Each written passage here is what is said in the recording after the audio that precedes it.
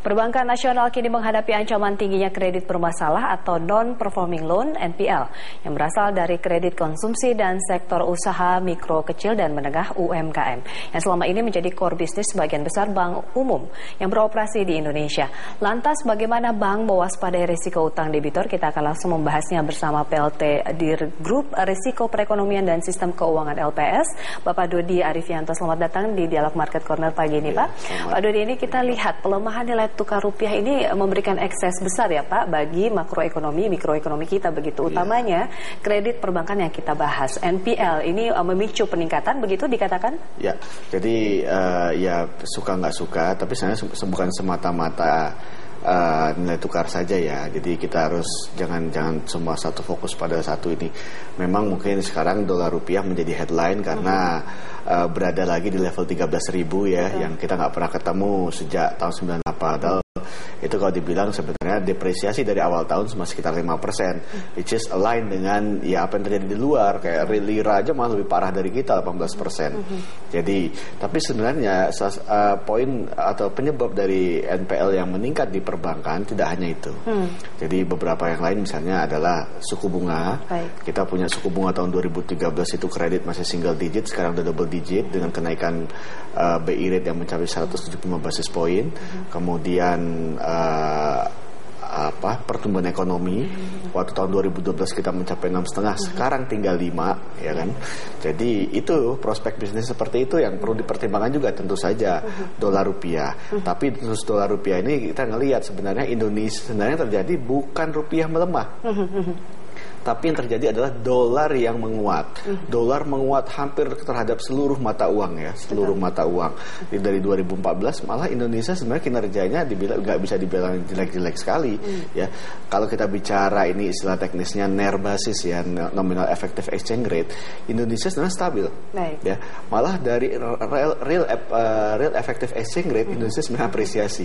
Ya. Jadi artinya justru daya saing kita jadi Indonesia ini malah kurang depresiasi dibandingkan lawan-lawan kompetitor kita. Seperti itu. Pak Dodi, kalau kita katakan bahwa mungkin ini selain tadi ya faktor kontributif dari sentimen global begitu yang menjadi pendorong begitu ya.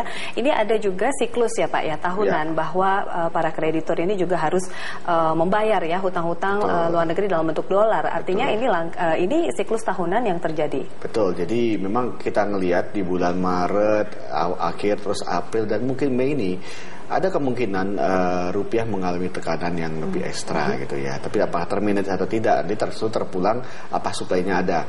Jadi biasanya setiap April dan Mei ini korporasi terutama mereka yang memiliki afiliasi dengan luar negeri ya melalui foreign direct investment seperti itu akan merepatriasi keuntungan yang terperoleh operasi mereka di Indonesia kepada pemilik mereka di luar negeri tentunya. Dan ini memang sayangnya nih di Indonesia belum ada aturan main. Jadi sering itu terjadi profit mereka 100%-100%-nya atau malah lebih ya, itu dikirim ke luar. Nah ini yang menimbulkan tekanan di pasar tentunya. Dan ini siklikal, memang istilahnya setiap April Mei mereka hunting. Dan kalau mereka merasa dolar rupiahnya ada uncertainty, mungkin mereka akan hunting mulai sejak Maret atau Februari. Secara overall bagaimana Pak persentase dari NPL di Indonesia begitu? Untuk rasionya dikatakan dalam batas kewajaran atau tidak? Ya, memang NPL kalau dilihat dari tahun 2013 akhir ya, memang mulai kenalikan cukup lumayan ya. Tahun 2013 akhir itu NPL gross kita perbankan itu berada di sekitar 1,8%. Sekarang berada di sekitar 2,3%. Ya, pertumbuhan nominalnya ya, jadi dalam rupiah triliun ya, itu bertumbuh sekitar 38%. Jadi lumayan ya, tapi kembali tidak heran, maksudnya bukan suatu surprise yang memang kondisi ekonominya mengalami penurunan ya. Jadi itu, tapi overall ini masih manageable. Jadi istilahnya ya dari regulator itu punya comfort zone di antara 3 sampai 5%. Kalau 5% itu banknya bisa masuk rumah sakitnya OJK nanti ya. Baik, kalau di atas 5% dari gross rasio NPL begitu ya Pak ya. Betul. Tapi kalau antara 35 biasanya udah ada PDKT dari pengawasnya di dalamnya. Ini apa tindak lanjut dari kita nggak hanya ngelihat angka ya, tapi ngelihat ada pertumbuhannya ya.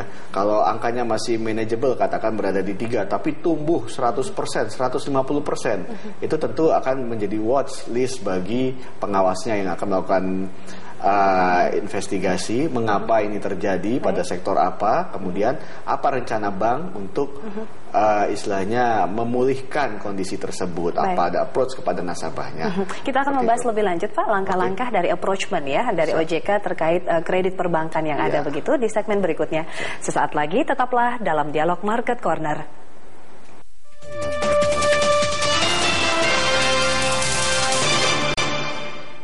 Kita melanjutkan Dialog Market Corner. Ya Pak Dodi, kalau kita menyambung tadi pembicaraan di segmen sebelumnya, langkah approachment apa yang dilakukan oleh OJK terkait NPL di atas gross NPL ratio begitu 5%? Ya, saya pikir langkah-langkah standar dari regulator ya, atau kalau menemui bank-bank yang mengalami masalah dengan kreditnya ya, itu biasanya satu, dilihat dulu penyebab dari kenaikan ini apa ya, khususnya karena kita bicara sekarang topiknya adalah mengenai dampak depresiasi.